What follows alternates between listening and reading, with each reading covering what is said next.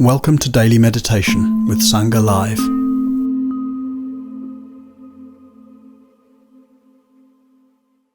Hello friends, here we are again. We're just here, checking in from here and there and everywhere.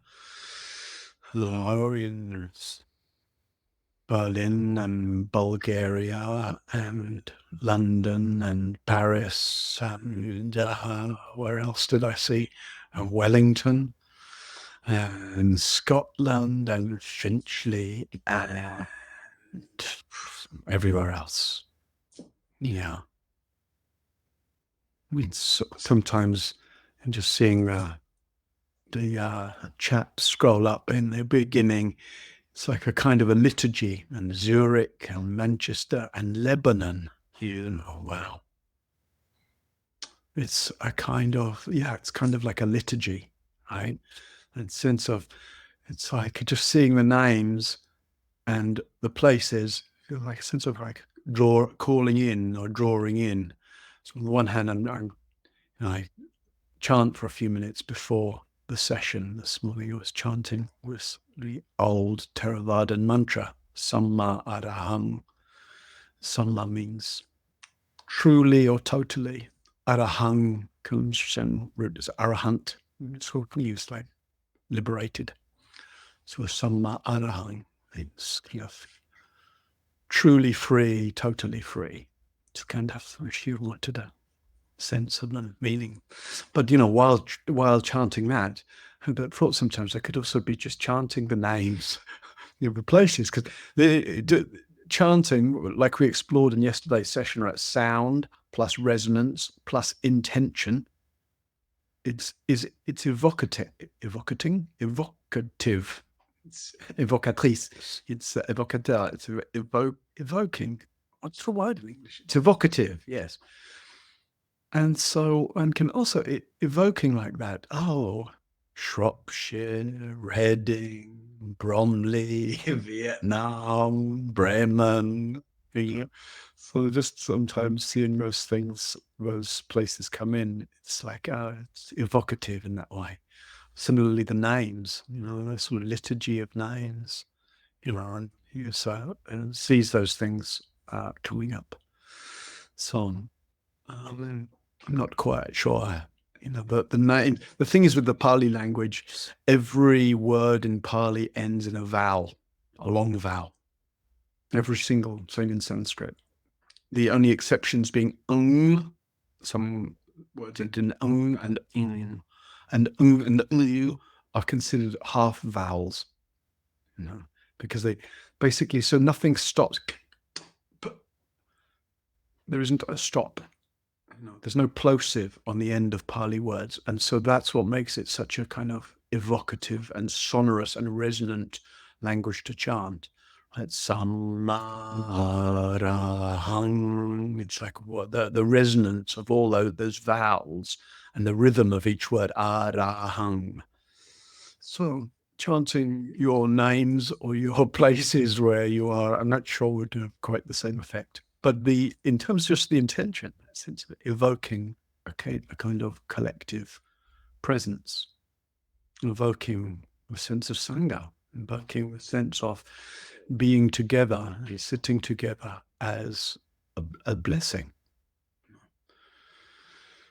And what does a blessing mean? Well, something that we see the preciousness of without taking it for granted.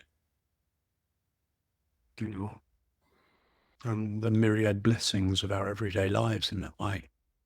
The blessing of shelter, blessing of clothing, blessing of friendship, blessing of our material circumstances. However much we might sometimes feel that they're inadequate in one or other way, or might have preferences for more or different. Blessings for our relational circumstances. Not just the fact that, we have however many relationships or whichever relationships in your life feel trustworthy. Just the very fact that one has someone or some people in one's life who are trustworthy, wise, reliable. Oh, all these things are blessings, and sometimes blessing, we can think of blessing in some sort of, where's the blessing come from? It sounds like it's a sort of religious term, blessing. But I would say, yeah, blessing is that which we see the preciousness of without taking it for granted. And in the not taking it for granted, in the appreciation, the gratitude of that, it becomes a blessing. Right? Oh, what good fortune.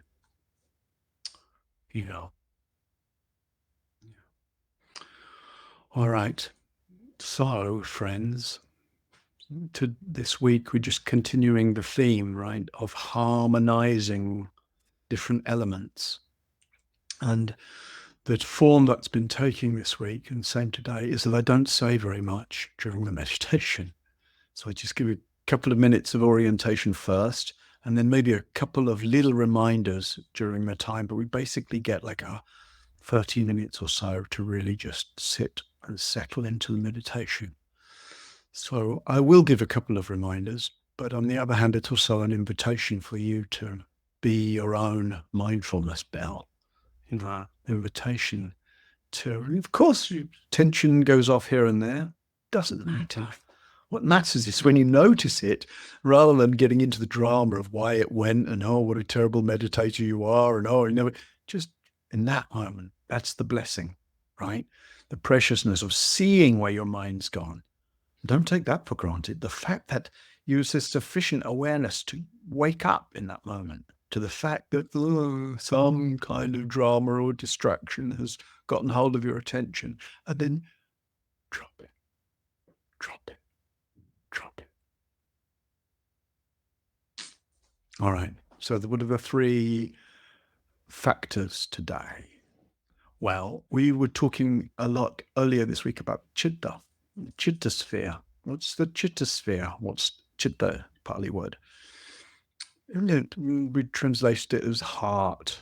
Sometimes it's translated as heart, mind, sometimes just as consciousness, etc. And I was talking about, it's the field of experience, right? Or this field of sensitivity, which we usually call me. Who am I? I'm this field of sensitivity where my experience is happening, right? So if I feel sad, what is it that feels sad? Oh, it's this field, this sort of conscious, sensitive, adaptive, responsive field of experience that gets colored by sadness, right? Or colored by joy, or colored by jnana, right? Chitta jnana, colored by knowing, right? Awareness. So when we talk about settling into awareness, practicing with awareness, we're talking about coloring the chitta, the heart space, this field of experience with the natural luminosity of knowing, which in a way is the most fundamental feature of the chitta. So the three elements today, which actually correspond to the sort of the three centers of belly, heart, and head, the three elements are relaxing, so belly centered, right? Relaxing into this field of awareness, relaxing in the heart center, gladdening. You can actually consciously gladden the mind, right? Oh, we gladden through a sense of openness. We physically just roll the shoulders and we open the chest. We gladden through a warm-hearted relationship. We're sensitive to the blessing of breath, of body, of presence. And then the head center orientation is brightening. Brightening the mind, brightening the knowing. And it's not like we do something. You can't just turn up the brightness of your mind. But by recognizing the inherent luminosity of mind, right? The very fact that you can hear these words right now, the very fact you can see me if your eyes are open, the very fact that you can feel the sensations of sitting here How? How can you do that? Because your consciousness is bright, fundamentally luminous. So those are the three elements, right?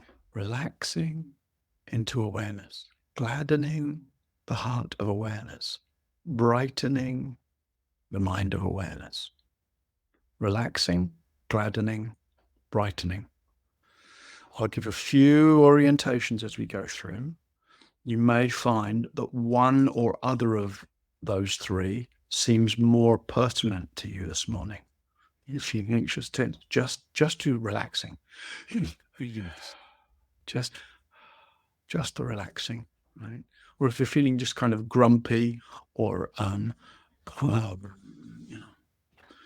grumpy, you're gladdening. I'm here. Feet on the ground. Breath. Good fortune, etc.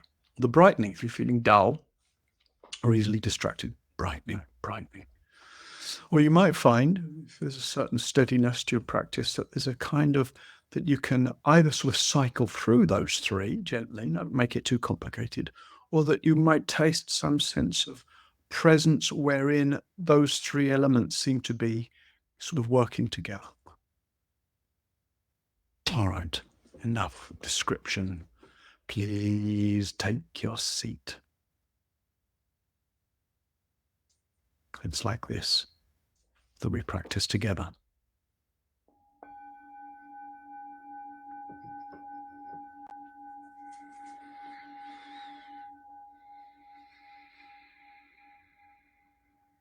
Let's begin with 3 rather full breaths. The first is a relaxing breath. So you really just let your belly and your chest really inflate quite fully with the in-breath, and then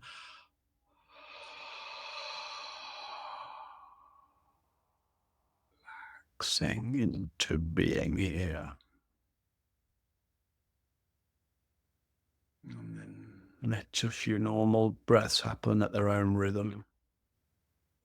As you just sense into your seat, your belly,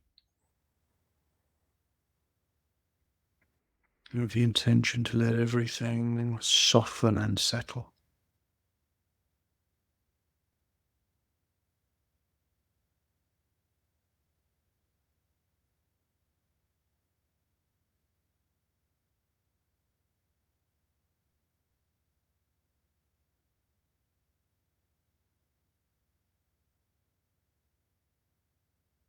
Natural, relaxed presence.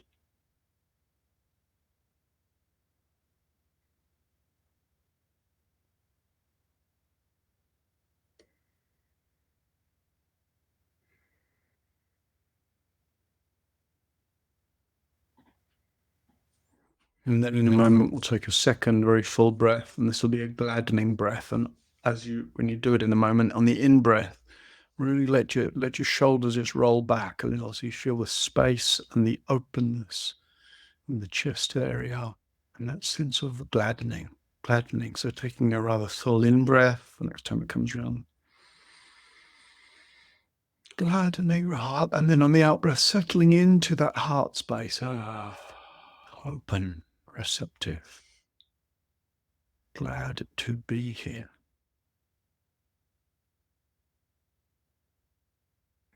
And then just natural breaths. No effort, no trying.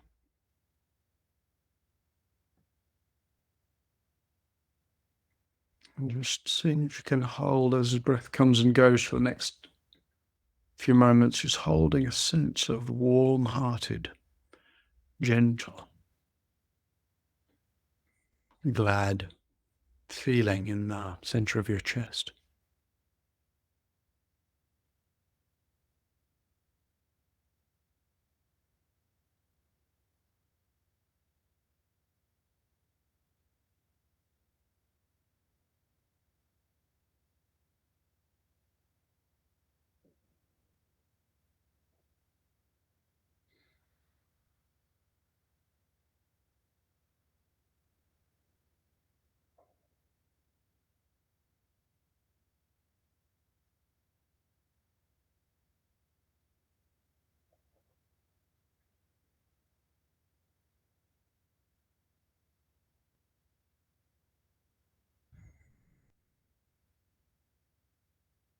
And then in a moment, we'll take another very full breath, and this will be the brightening breath. So let your sense of the in-breath begin right down in your belly, but through the length of the in-breath, you're going to really let it come up into your head, right? So it rises right up, bringing a sense of brightness, clarity, awakeness. Then, very full in-breath, inflating all the way, belly, chest, head. Bright mind, clarity, light, luminosity. And then relaxing into a sense of just effortless knowing, natural presence.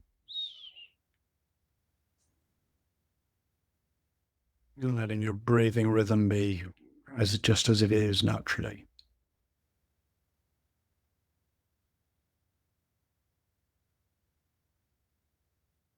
And sitting together like this then, relaxing, gladening, brightening, as we meditate together.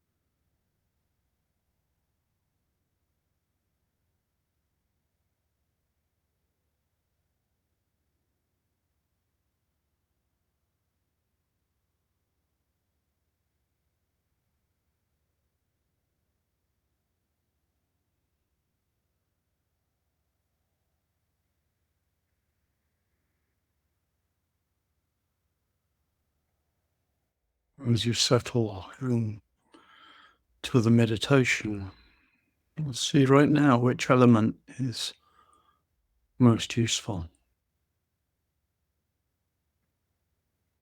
Relaxing into an embodied presence,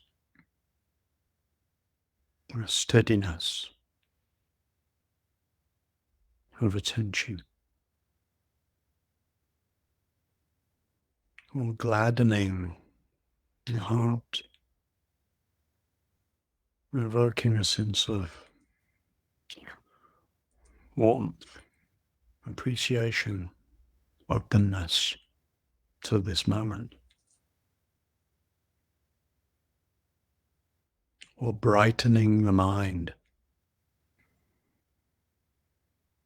remembering and recognizing the fundamental luminosity that allows everything, that allows hearing and feeling and all experience.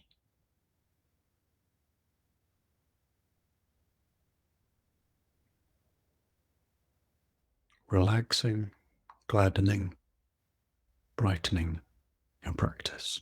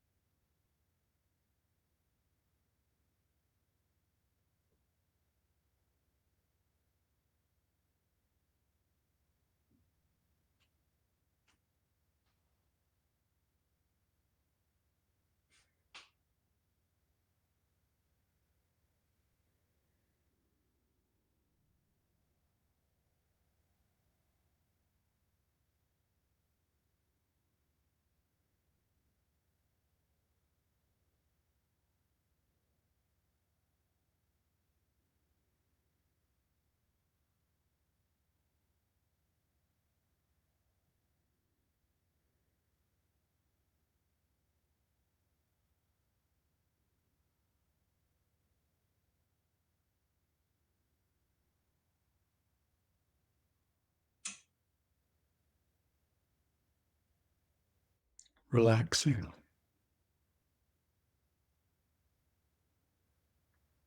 gladdening, brightening,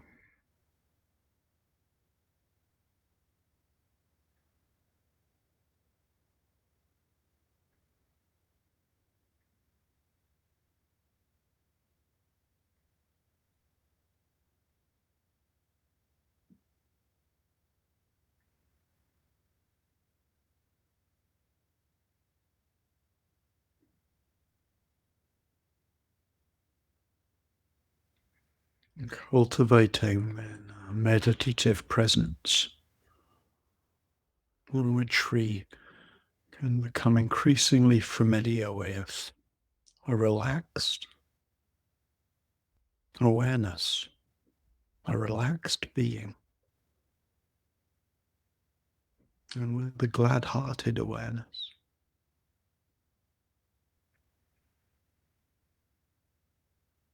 In the naturally bright, luminous, brilliant awareness.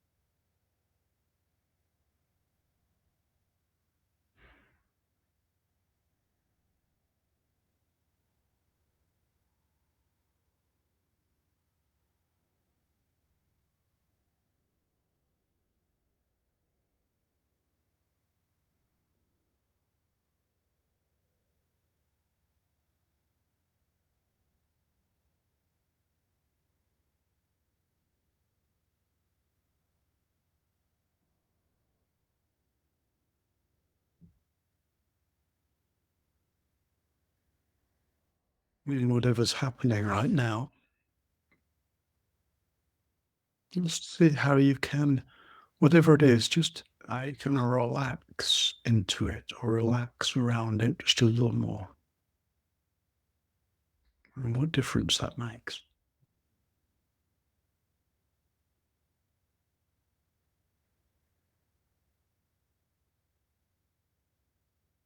And whatever's happening right now. And seeing how you can extend with warm-hearted,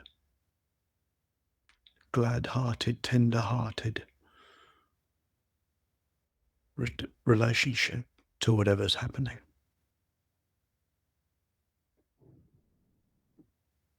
And what difference that makes.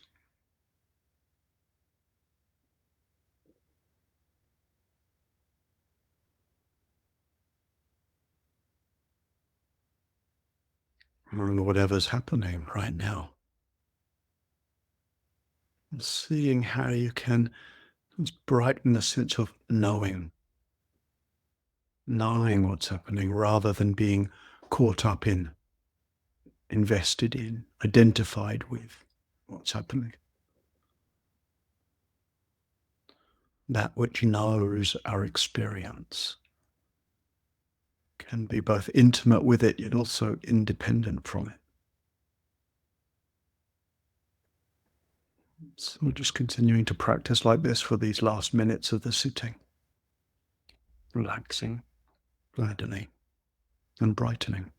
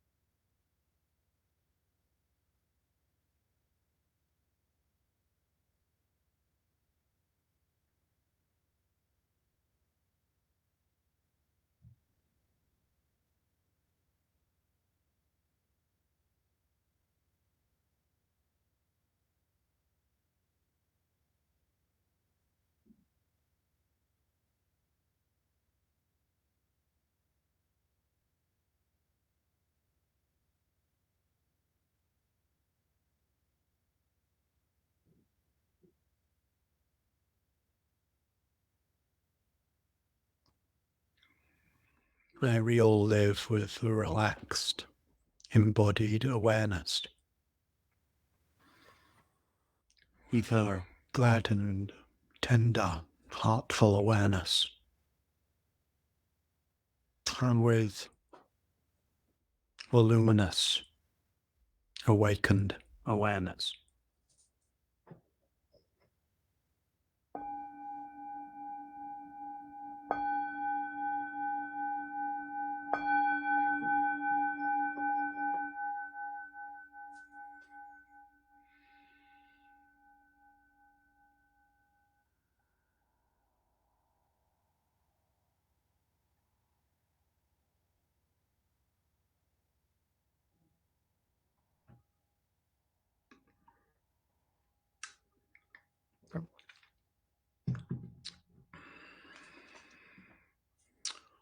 All right.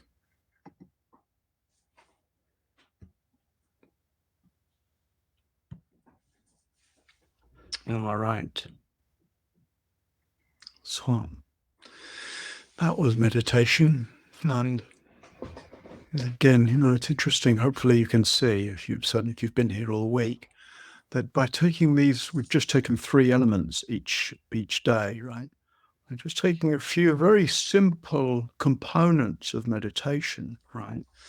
Even though we're doing the same practice each day, it's like, for me, that's always been something very, very compelling about this way of practicing. So much that it's sustained me. Basically, the same practice has sustained me for 35 years or so, right? And then you've gone and explored all kinds of different things, but that's the through line. Basically, one simple practice of presence. Or I think I said something a little similar to this yesterday, and yet endless nuance to it. And finding endless nuance and depth and dimensionality to one simple practice, for me, has been very much richer than trying to do a lot of different practices with the idea that, oh, maybe there's something there, maybe there's something there. Yeah, it's good to explore different practices, lineages, teachers, and the different approaches or ways of teaching. But I think the best way to explore a lot of difference is to be able to fold everything in to have to a clear sense of a single practice. And pretty much every practice I've ever done, whatever the form, even if it's sort of a little more complex or it has visualization elements or ritual elements or evocative elements or mantra elements like yesterday, or a sense of folding it in to one centric practice, rather than having some sense of, oh, I'm doing one thing and then I'm doing something different. Don't do anything different. I mean, everything is there, right? Within basically our practices of embodiment, right? Which is mostly about relaxing. They are practices of opening the heart, right? It's discovering a kind of fundamental warmth, openness, tenderheartedness. And they're practices of recognizing the inherent luminosity that is the nature of our awareness. So whatever you do, whatever practices you do, it's like, is it helpful, I think, to look for the way they feed in to one simple path. Maybe you're familiar with that idea.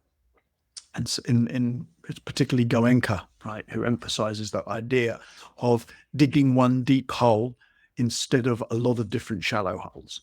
He says, if you go and dig a lot of different holes, they'll all be shallow. Whereas if you want to go deep, you dig one deep hole. And when that teaching is offered, it's offered in the sense of don't do any other practices. Just do this one. This is the way to dig a deep hole. So I would agree with the image of that. Yes, please dig a deep hole, but don't imagine that that doing different practices means digging different holes, right? I think you can see the different practices as just different tools. If you want to go deep, you might need a spade and a pickaxe, and I don't know what else, some sort of scoop to get the earth out, etc. And so these practices can be different elements of practice can be different tools to go deep in the same place. But having that recognition of what the actual structure of your practice in this case, the whole is helpful. Yeah.